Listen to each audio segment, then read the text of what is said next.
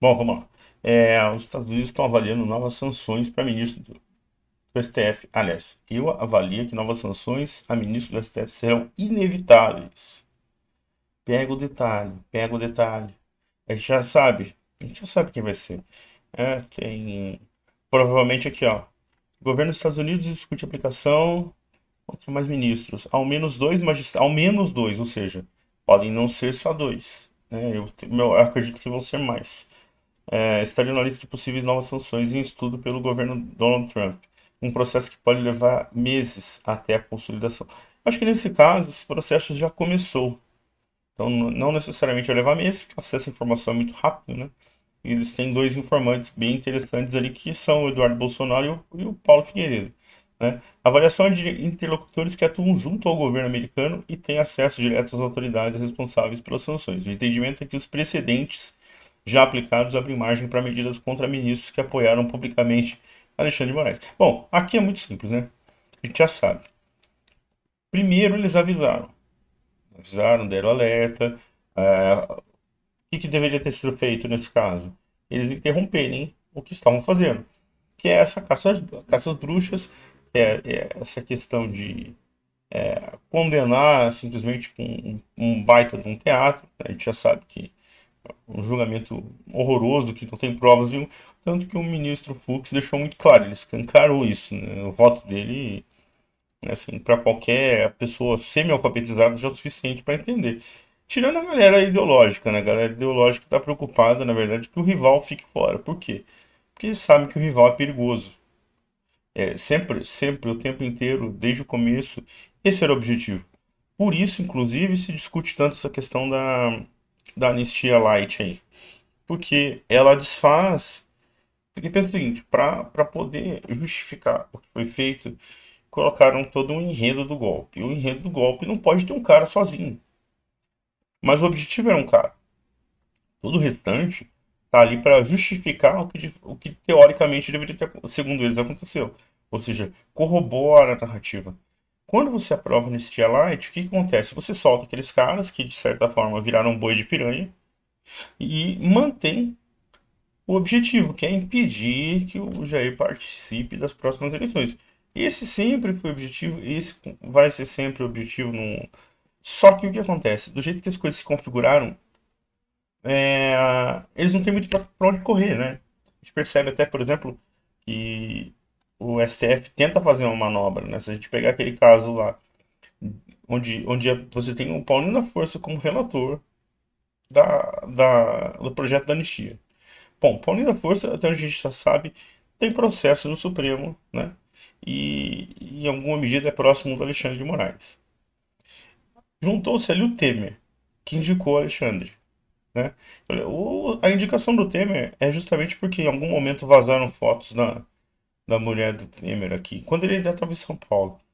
E o Alexandre resolveu a parada para ele, ou seja, ele ficou grato, né? A gratidão é justa. E aí colocaram o Aécio ali para tentar recriar uma direita limpinha. Vai colar, né? Não vai colar. Mas todos esses caras ali, e lembrando, nessa reunião estavam dois ministros, o Alexandre e o Gilmar. Então significa que o que é discutido com eles ali, esse projeto de Anistia Light, tem a anuência desses caras. E aí eles têm que pensar, se tem a anuência, significa que não presta.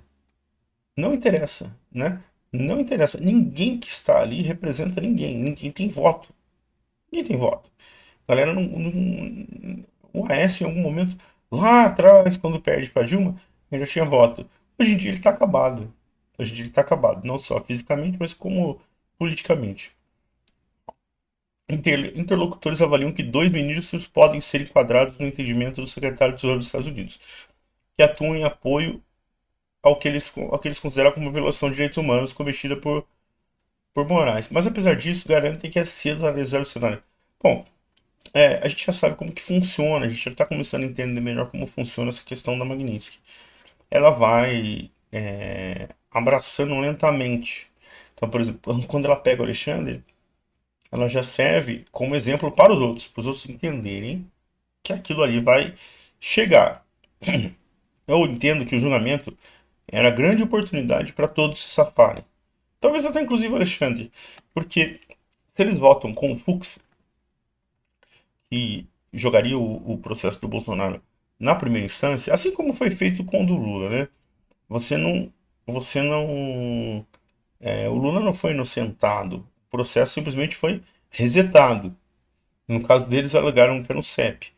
Nesse caso, é a prerrogativa de foro privilegiado. É, quando você pega em 8 de janeiro ali, Bolsonaro não tinha mais foro privilegiado, ou seja, esse processo não deveria ir para o Supremo. Porque tem um problema, quando o processo vai direto para o Supremo, você não tem mais para onde recorrer, você não tem instâncias superiores para recorrer. Quando o cara, vamos supor, o sujeito perde o processo na primeira instância, ele pode recorrer à segunda, vai chegando a um colegiado e assim por diante, até que chega no Supremo. Salvo engano, são 3 ou 4 instâncias ali que o sujeito tem para recorrer. Quando ele está direto no Supremo, ele não tem para onde correr, né? E eu entendo que essa era a brecha perfeita para eles se safarem.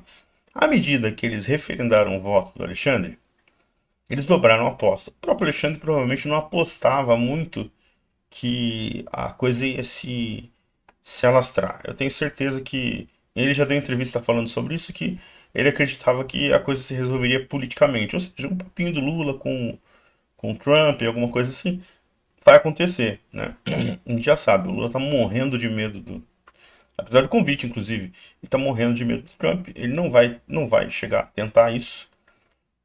Então, provavelmente, mais pessoas vão ser sancionadas.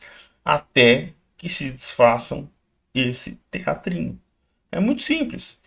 O que o Trump e os Estados Unidos têm a perder com isso? Nada. Ah, mas o Brasil fornece carne. Bom, você pode gerar até um pouco de inflação para carne? Pode. Mas, tirando isso, não vai mudar muita coisa. O poder de compra do americano é absurdamente superior ao nosso. Bom, conforme revelou a coluna, além de sancionar a esposa de Moraes, também revogaram o visto de 7 autoridades brasileiras, entre elas o advogado-geral da União, Jorge Messias. Esse é o Bessias, lembra? Que estava levando documento para o Lula assinar antes de ser preso. E o ministro do Tribunal Superior, Benedito Gonçalves. Esse Benedito Gonçalves aí é o seguinte, ó. Ele já é figurinha carimbada, né? Removeram o vídeo de algum tempo atrás, um influenciador europeu, eu não me recordo o nome agora, tinha feito uma entrevista com o filho dele na Europa. E só entre relógio, roupa de grife e tal, ele ostentava ali, só em roupa, só no vestuário dele, 1 milhão.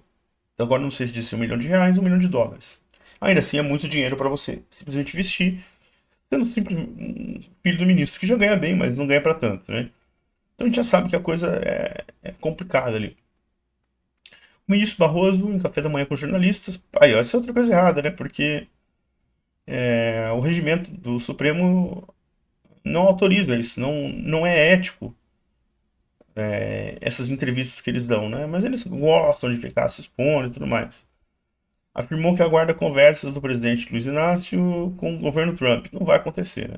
Ele ressaltou que a corte pode responder a sanções de forma política ou até jurídica. Bom, deixa eu lembrar que uma corte de juízes, ela não pode ser política. Ela deveria ser simplesmente jurídica. E aí, movimento que deve ocorrer após a conclusão do julgamento ofensivo. A última ofensiva foi imposta em posição de sanções à esposa de Moraes, a advogada Viviane Barça de Moraes, tarará. O ministro afirmou que as medidas não apenas contrastam com a história, né? Porra, e é aquele chororô, né? Eles tentam colocar de um jeito como se não tivessem acusado o golpe, mas sentiram, eles estão sofrendo, a coisa pegou forte, né? Já tem algumas informações aí que eles estão tentando burlar a Magnitsky, mas não vai dar certo, não vai dar certo, a coisa se alastra. O sujeito que é sancionado, ele fica contaminado e todo mundo que está perto dele, todo mundo que é próximo, parente, amigos, todo mundo que eles entenderem que tenta ajudar esse cara, acaba sendo contaminado também. Mesmo que não faça, apenas parecer ajudar, o sujeito vai se ferrar. Bom, nesse caso a gente encerra por aqui. Eu acredito que os dois próximos, e não devam demorar, sejam o Barroso e o Gilmar. Vamos esperar para ver, né? Mas eu gostaria que fosse um de cada vez, fosse feito em conta-gotas, né? Pelo chororô e pela ele estar num retiro, não retiro espiritual, né? Eu acho que seria bom durante o retiro ele ser sancionado, seria muito bonito para ajudar a refletir. Vamos ver se ele muda um pouco de visão, né? Mas é isso, a gente vai parar por aqui. Se você gostou, eu convido você a se inscrever, curte, né, ajuda no engajamento. A gente está começando aqui e começa bem mostrando para o algoritmo que o conteúdo é relevante, que nós estamos do mesmo lado. E se você não gostou, manda para o seu inimigo também, que eu tenho certeza que vai ser útil, beleza? É isso aí, gente. Comenta aí o que que você achou, quem que você acha que são os próximos ministros. Fui.